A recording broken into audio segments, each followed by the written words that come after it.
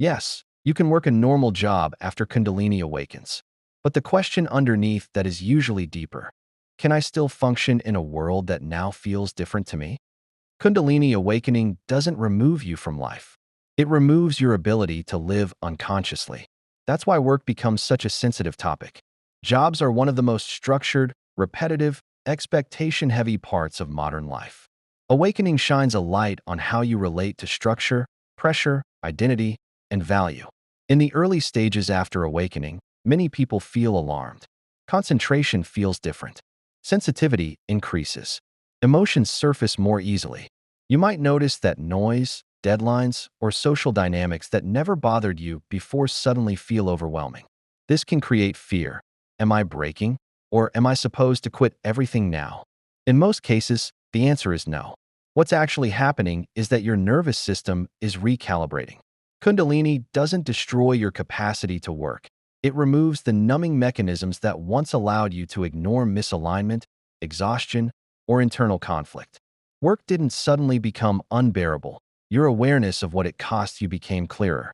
One of the biggest shifts people experience is a loss of tolerance for meaningless stress.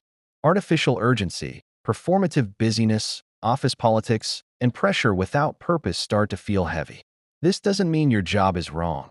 It means your system no longer runs on adrenaline and suppression. You're more sensitive to how energy is spent. Another common change is fluctuation in energy and focus. Some days you may feel clear, grounded, and capable.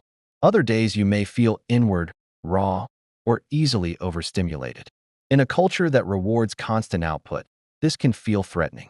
But this fluctuation isn't dysfunction. It's the body learning regulation after years of override. Kundalini also tends to reshape your relationship with identity and achievement. Many people realize they were using work to define their worth, distract from emotional pain, or seek approval.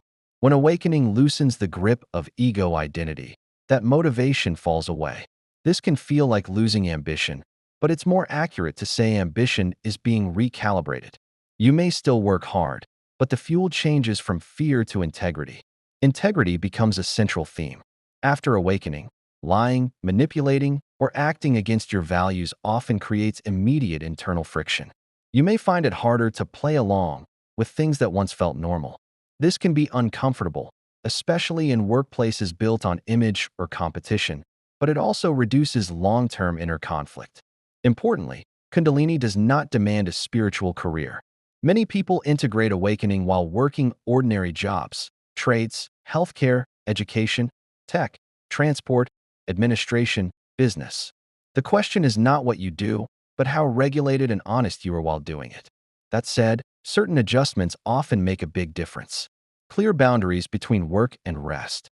Simpler routines. Short grounding breaks during the day. Reducing unnecessary stimulation. Letting go of overperforming to prove worth. These are not spiritual luxuries. They're integration tools. Sometimes people feel pressure to make drastic changes immediately, quitting jobs, moving cities, abandoning responsibilities. This usually comes from overwhelm, not clarity. Kundalini integration happens through stability, not escape. Major life changes tend to unfold naturally after regulation returns, not during nervous system turbulence. Over time, many people do find their work evolving. They may change roles, adjust hours, or move toward work that feels more aligned. But when this happens from clarity rather than panic, it tends to be sustainable. The goal isn't a perfect job. It's a life that can hold awareness without fragmentation. If work feels impossible right now, that doesn't mean you've failed or awakened wrong. It usually means your system needs more support, pacing, or honesty.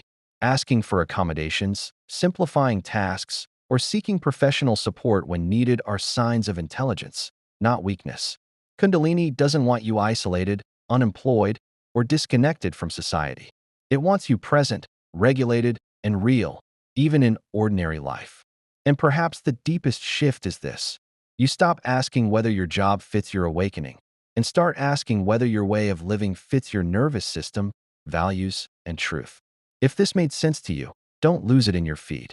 Like the video, share it with someone on this path, and subscribe plus turn on notifications so YouTube keeps bringing you back here every time I share a new talk on Kundalini and awakening.